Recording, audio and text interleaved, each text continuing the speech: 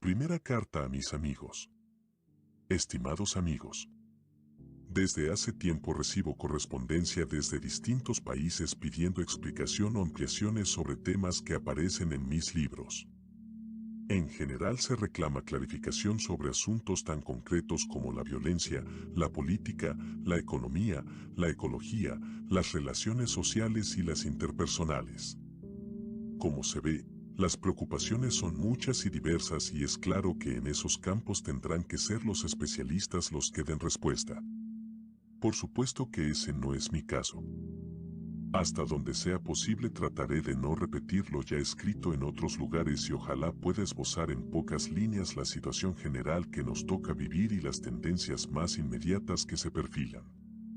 En otras épocas se hubiera tomado como hilo conductor de este tipo de descripción una cierta idea de malestar de la cultura, pero hoy, en cambio, hablaremos de la veloz modificación que se está produciendo en las economías, en las costumbres, en las ideologías y en las creencias, tratando de rastrear una cierta desorientación que parece asfixiar a los individuos y los pueblos. Antes de entrar en tema quisiera hacer dos advertencias, una referida al mundo que se fue y que parece ser considerado en este escrito con una cierta nostalgia y otra que apunta al modo de exponer en el que podría verse una total ausencia de matices, llevando las cosas a un primitivismo de planteo que en realidad no formulan de ese modo aquellos que nosotros criticamos. Diré que quienes creemos en la evolución humana no estamos deprimidos por los cambios sino que más bien deseamos un incremento en la aceleración de los acontecimientos mientras tratamos de adaptarnos crecientemente a los nuevos tiempos. En cuanto al modo de expresar la argumentación de los defensores del nuevo orden puedo comentar lo siguiente. Al hablar de ellos no han dejado de resonar en mí los acordes de aquellas diametrales ficciones literarias, 1984 de Orwell y Un mundo feliz de Huxley. Esos magníficos escritores vaticinaron un mundo futuro en el que por medios violentos o persuasivos el ser humano terminaba sumergido y robotizado. Creo que ambos atribuyeron demasiada inteligencia a los malos y demasiada estupidez a los buenos de sus novelas, movidos tal vez por un pesimismo de trasfondo que no es el caso interpretar ahora. Los malos de hoy son personas con muchos problemas y una gran avidez, pero en todo caso incompetentes para orientar procesos históricos que claramente escapan a su voluntad y capacidad de planificación. En general se trata de gente poco estudiosa y de técnicos a su servicio que disponen de recursos parcelados y patéticamente insuficientes. Así es que pediré no tomar muy en serio algunos párrafos en los que en realidad nos divertimos poniendo en sus bocas palabras que no dicen, aunque sus intenciones vayan en esa dirección.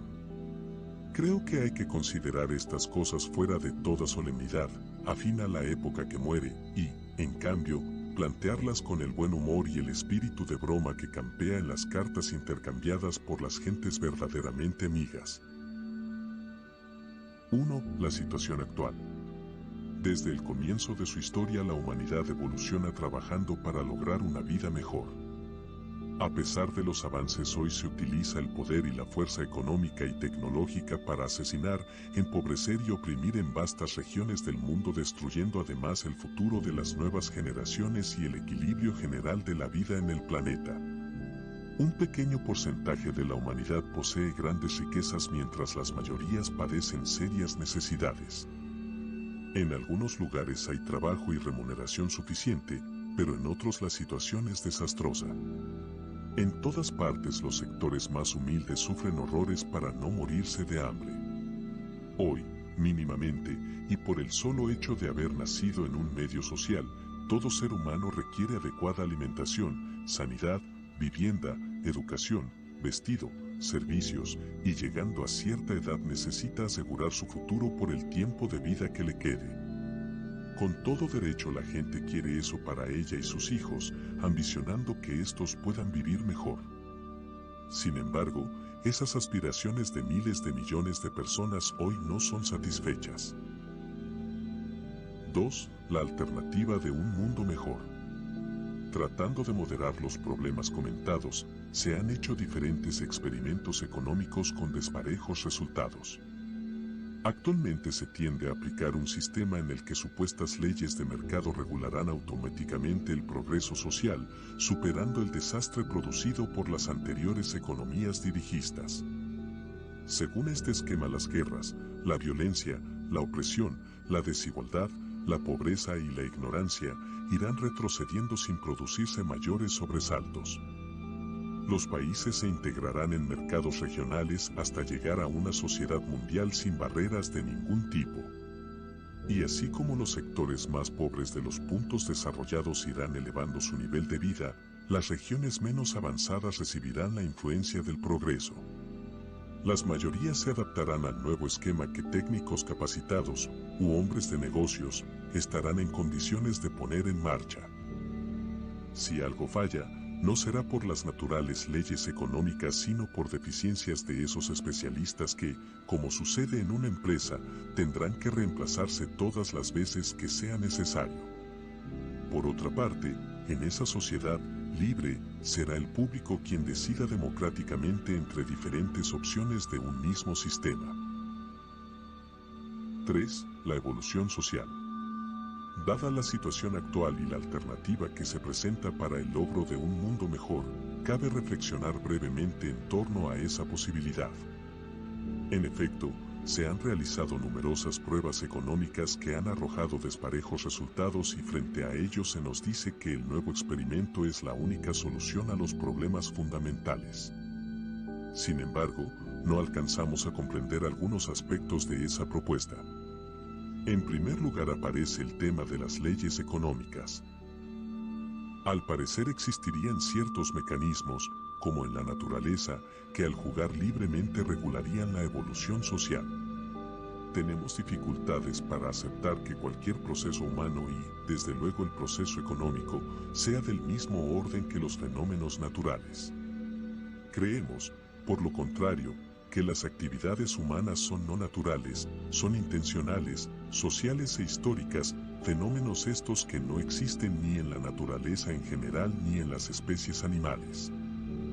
Tratándose pues de intenciones y de intereses, tampoco tenemos por qué suponer que los sectores que detentan el bienestar estén preocupados por superar las dificultades de otros menos favorecidos. En segundo lugar, la explicación que se nos da respecto a que siempre hubo grandes diferencias económicas entre unos pocos y las mayorías y que, no obstante esto, las sociedades han progresado, nos parece insuficiente. La historia nos enseña que los pueblos avanzaron reclamando sus derechos frente a los poderes establecidos. El progreso social no se produjo porque la riqueza acumulada por un sector luego haya desbordado automáticamente hacia abajo. En tercer lugar, presentar como modelo a determinados países que operando con esa supuesta economía libre hoy tienen un buen nivel de vida, parece un exceso. Esos países realizaron guerras de expansión sobre otros, impusieron el colonialismo, el neocolonialismo y la partición de naciones y regiones. Recaudaron en base a la discriminación y la violencia y, finalmente, absorbieron mano de obra barata, al tiempo que impusieron términos de intercambio desfavorables para las economías más débiles. Podrá argumentarse que aquellos eran los procedimientos que se entendían como buenos negocios. Pero si se afirma eso, no podrá sostenerse que el desarrollo comentado sea independiente de un tipo especial de relación con otros pueblos. En cuarto lugar, se nos habla del avance científico y técnico y de la iniciativa que se desarrolla en una economía libre. En cuanto al avance científico y técnico, ha de saberse que este opera desde que el hombre inventó la masa, la palanca, el fuego y así siguiendo, en una acumulación histórica que no parece haberse ocupado mucho de las leyes del mercado. Sí, en cambio, se quiere decir que las economías abundantes succionan talentos, pagan equipamiento e investigación y que, por último, son motivadoras por una mejor remuneración. Diremos que esto es así desde épocas milenarias y que tampoco se debe a un tipo especial de economía sino sencillamente a que en ese lugar existen recursos suficientes con independencia del origen de tal potencialidad económica. En quinto lugar, queda el expediente de explicar el progreso de esas comunidades por el intangible don natural de especiales talentos, virtudes cívicas, laboriosidad, organización y cosas semejantes. Este ya no es un argumento sino una declaración devocional en la que se escamotea la realidad social e histórica que explica cómo se han formado esos pueblos. Desde luego, tenemos mucho desconocimiento para comprender cómo es que con semejantes antecedentes históricos podrá sostenerse este esquema en el futuro inmediato, pero eso forma parte de otra discusión, la discusión en torno a si existe realmente tal economía libre de mercado, o si se trata de proteccionismos y dirigismos encubiertos que de pronto abren determinadas válvulas allí donde se sienten dominando una situación y cierran otras en caso contrario. Si esto es así, todo lo que se agregue como una promesa de avance quedará reservado solo a la explosión y difusión de la ciencia y de la tecnología, independientemente del supuesto automatismo de las leyes económicas. 4. Los futuros experimentos. Como ha sucedido hasta hoy, cuando sea necesario se reemplazará el esquema vigente por otro que corrija los defectos del modelo anterior. De ese modo y, paso a paso, continuará concentrándose la riqueza en manos de una minoría cada vez más poderosa. Es claro que la evolución no se detendrá, ni tampoco las legítimas aspiraciones de los pueblos. Así es que en poco tiempo serán barridas las últimas ingenuidades que aseguran el fin de las ideologías, las confrontaciones, las guerras, las crisis económicas y los desbordes sociales. Desde luego que tanto las soluciones como los conflictos se mundializarán porque ya no quedarán puntos desconectados entre sí. También hay algo seguro, ni los esquemas de dominación actuales podrán sostenerse, ni tampoco las fórmulas de lucha que han tenido vigencia hasta el día de hoy. 5. El cambio y las relaciones entre las personas. Tanto la regionalización de los mercados como la reivindicación localista y de las etnias apuntan a la desintegración del Estado nacional.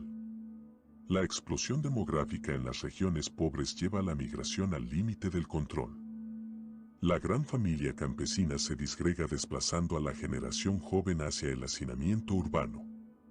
La familia urbana industrial y postindustrial se reduce al mínimo, mientras las macrociudades absorben contingentes humanos formados en otros paisajes culturales. Las crisis económicas y las reconversiones de los modelos productivos hacen que la discriminación irrumpa nuevamente.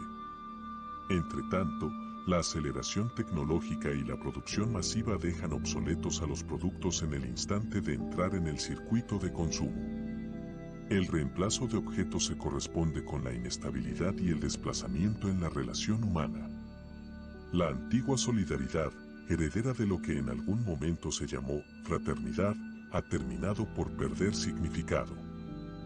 Los compañeros de trabajo, de estudio, de deporte y las amistades de otras épocas toman el carácter de competidores, los miembros de la pareja luchan por el dominio, calculando desde el comienzo de esa relación cómo será la cuota de beneficio al mantenerse unidos, o cómo será la cuota al separarse. Nunca antes el mundo estuvo tan comunicado, sin embargo los individuos padecen cada día más una angustiosa incomunicación.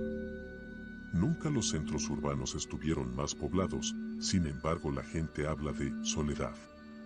Nunca las personas necesitaron más que ahora del calor humano, sin embargo cualquier acercamiento convierte en sospechosa a la amabilidad y la ayuda.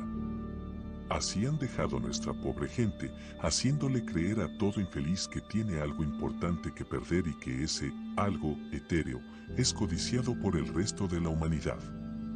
En esas condiciones, se le puede contar este cuento como si se tratara de la más auténtica realidad. 6. Un cuento para aspirantes a ejecutivos. La sociedad que se está poniendo en marcha traerá finalmente la abundancia. Pero aparte de los grandes beneficios objetivos, ocurrirá una liberación subjetiva de la humanidad. La antigua solidaridad, propia de la pobreza, no será necesaria. Ya muchos están de acuerdo en que con dinero, o algo equivalente, se solucionarán casi todos los problemas, por consiguiente los esfuerzos, pensamientos y sueños estarán lanzados en esa dirección. Con el dinero se comprará buena comida, buena vivienda, viajes, diversiones, juguetes tecnológicos y personas que hagan lo que uno quiera. Habrá un amor eficiente, un arte eficiente y unos psicólogos eficientes que arreglarán los problemas personales que pudieran quedar y que más adelante terminarán de resolver la nueva química cerebral y la ingeniería genética. En esa sociedad de abundancia disminuirá el suicidio, el alcoholismo, la drogadicción, la inseguridad ciudadana y la delincuencia, como hoy ya muestran los países económicamente más desarrollados. También desaparecerá la discriminación y aumentará la comunicación entre las personas. Nadie estará aguijoneado por pensar innecesariamente en el sentido de la vida, en la soledad, la enfermedad, la vejez y la muerte, porque con adecuados cursos y alguna ayuda terapéutica se logrará bloquear esos reflejos que tanto han detenido el rendimiento y la eficiencia de las sociedades. Todos confiarán en todos porque la competencia en el trabajo, en el estudio, en la pareja, terminará por establecer relaciones maduras. Finalmente, las ideologías habrán desaparecido y ya no se utilizarán para lavar el cerebro de la gente. Por cierto que nadie impedirá la protesta o la disconformidad con temas menores, siempre que para expresarse se pague a los canales adecuados. Sin confundir la libertad con el libertinaje, los ciudadanos se reunirán en números pequeños, por razones sanitarias, y podrán expresarse en lugares abiertos, sin perturbar con sonidos contaminantes o con publicidad que afee al municipio, o como se llame más adelante. Pero lo más extraordinario ocurrirá cuando ya no se requiera de control policial, sino que cada ciudadano sea alguien decidido que cuide a los demás de las mentiras que pudiera tratar de inculcar algún terrorista ideológico. Esos defensores tendrán tanta responsabilidad social que acudirán presurosos a los medios de comunicación en los que encontrarán inmediata acogida para alertar a la población. Escribirán brillantes estudios que serán publicados inmediatamente y organizarán foros en los que formadores de opinión de gran cultura esclarecerán a algún desprevenido que todavía pudiera quedar a merced de las fuerzas oscuras del dirigismo económico, del autoritarismo, la antidemocracia y el fanatismo religioso. Ni siquiera será necesario perseguir a los perturbadores porque con un sistema de difusión tan eficiente nadie querrá acercarse a ellos para no contaminarse. En el peor de los casos, se los desprogramará con eficacia y ellos agradecerán públicamente su reinserción y el beneficio que les producirá reconocer las bondades de la libertad. A su vez, aquellos esforzados defensores, si es que no están enviados específicamente para cumplir esa importante misión, serán gente común que podrá salir así del anonimato, ser reconocida socialmente por su calidad moral, firmar autógrafos y, como es lógico, recibir una merecida retribución. La compañía será la gran familia que favorecerá la capacitación, las relaciones y el esparcimiento. La robótica habrá suplantado el esfuerzo físico de otras épocas y trabajar para la compañía desde la propia casa será una verdadera realización personal. Así, la sociedad no necesitará de organizaciones que no estén incluidas en la compañía. El ser humano que tanto ha luchado por su bienestar, finalmente habrá llegado a los cielos. Saltando de planeta en planeta habrá descubierto la felicidad. Instalado allí será un joven competitivo, seductor, adquisitivo, triunfador y pragmático, sobre todo pragmático, ejecutivo de la compañía. 7. El cambio humano. El mundo está variando a gran velocidad y muchas cosas que hasta hace poco eran creídas ciegamente ya no pueden sostenerse.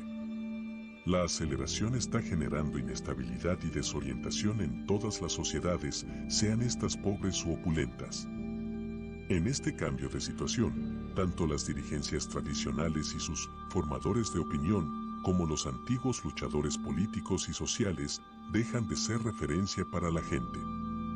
Sin embargo, están haciendo una sensibilidad que se corresponde con los nuevos tiempos. Es una sensibilidad que capta al mundo como una globalidad y que advierte que las dificultades de las personas en cualquier lugar terminan implicando a otras aunque se encuentren a mucha distancia. Las comunicaciones, el intercambio de bienes y el veloz desplazamiento de grandes contingentes humanos de un punto a otro muestran ese proceso de mundialización creciente. También están surgiendo nuevos criterios de acción al comprenderse la globalidad de muchos problemas, advirtiéndose que la tarea de aquellos que quieren un mundo mejor será efectiva si se la hace crecer desde el medio en el que se tiene alguna influencia. A diferencia de otras épocas llenas de frases huecas con las que se buscaba reconocimiento externo, hoy se empieza a valorar el trabajo humilde y sentido mediante el cual no se pretende agrandar la propia figura sino cambiar uno mismo y ayudar a hacerlo al medio inmediato familiar, laboral y de relación. Los que quieren realmente a la gente no desprecian esa tarea sin estridencias, incomprensible en cambio para cualquier oportunista formado en el antiguo paisaje de los líderes y la masa, paisaje en el que él aprendió a usar a otros para ser catapultado hacia la cúspide social. Cuando alguien comprueba que el individualismo esquizofrénico ya no tiene salida y comunica abiertamente a todos sus conocidos qué es lo que piensa y qué es lo que hace sin el ridículo temor a no ser comprendido. Cuando se acerca a otros, cuando se interesa por cada uno y no por una masa anónima, cuando promueve el intercambio de ideas y la realización de trabajos en conjunto, cuando claramente expone la necesidad de multiplicar esa tarea de reconexión en un tejido social destruido por otros, cuando siente que aún la persona más insignificante es de superior calidad humana que cualquier desalmado puesto en la cumbre de la coyuntura epocal, cuando sucede todo esto, es porque en el interior de ese alguien comienza a hablar nuevamente el destino que ha movido a los pueblos en su mejor dirección evolutiva, ese destino tantas veces torcido y tantas veces olvidado, pero reencontrado siempre en los recodos de la historia. No solamente se vislumbra una nueva sensibilidad, un nuevo modo de acción sino, además, una nueva actitud moral y una nueva disposición táctica frente a la vida. Si se me apurara a precisar lo enunciado más arriba diría que la gente, aunque esto se haya repetido desde hace 3 milenios, hoy experimenta novedosamente la necesidad y la verdad moral de tratar a los demás como quisiera ser tratada. Agregaría que, casi como leyes generales de comportamiento, hoy se aspira a, una cierta proporción, tratando de ordenar las cosas importantes de la vida, llevándolas en conjunto y evitando que algunas se adelanten y otras se atrasen excesivamente.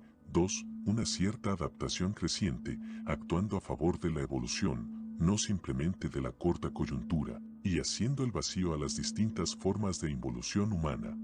3. Una cierta oportunidad, retrocediendo ante una gran fuerza, no ante cualquier inconveniente, y avanzando en su declinación. 4. Una cierta coherencia, acumulando acciones que dan la sensación de unidad y acuerdo consigo mismo, desechando aquellas que producen contradicción y que se registran como desacuerdo entre lo que uno piensa, siente y hace. No creo que sea el caso explicar por qué digo que se está sintiendo la necesidad y la verdad moral de tratar a los demás como uno quiere ser tratado, frente a la objeción que pone el hecho de que así no se actúa en estos momentos. Tampoco creo que deba alargarme en explicaciones acerca de lo que entiendo por evolución o por adaptación creciente y no simplemente por adaptación de permanencia. En cuanto a los parámetros del retroceder o avanzar frente a grandes o declinantes fuerzas, sin duda que habría que contar con indicadores ajustados que no he mencionado. Por último, esto de acumular acciones unitivas frente a las situaciones contradictorias inmediatas que nos toca vivir o, en sentido opuesto, desechar la contradicción, a todas luces aparece como una dificultad. Eso es cierto, pero si se revisa lo comentado más arriba se verá que he mencionado todas estas cosas dentro del contexto de un tipo de comportamiento al que hoy comienza a aspirarse bastante diferente del que se pretendía en otras épocas. He tratado de anotar algunas características especiales que se están presentando correspondientes a una nueva sensibilidad, una nueva forma de acción interpersonal y un nuevo tipo de comportamiento personal que, me parece, han rebasado la simple crítica de situación. Sabemos que la crítica es siempre necesaria, pero cuanto más necesario es hacer algo diferente a lo que criticamos. Reciban con esta, un gran saludo. Silo. 21 de febrero de 1991.